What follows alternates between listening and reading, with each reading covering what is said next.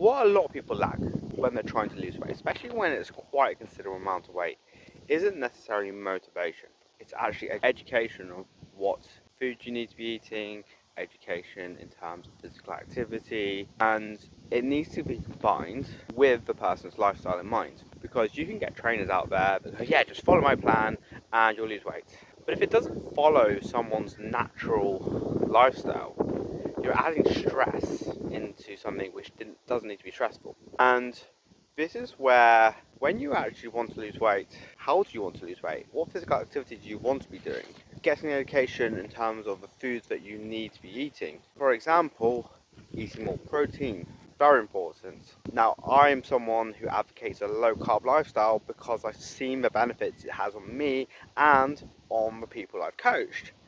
And because they don't feel hungry, they're not snacking, so they're not consuming extra calories unnecessarily. Because they're eating enough protein, again, they're not eating anything extra. And because they're in a low carb state, their insulin levels are low, and that actually allows them to burn fat more efficiently. Now, if you are someone who's struggling to lose weight and you've tried all kinds of diets, it would be worth considering a low carb lifestyle, because if you haven't tried it, it's actually a lot easier than people make it out. And I can talk from experience from not only myself but from other people which I've helped lose a considerable amount of weight, and they've kept it off.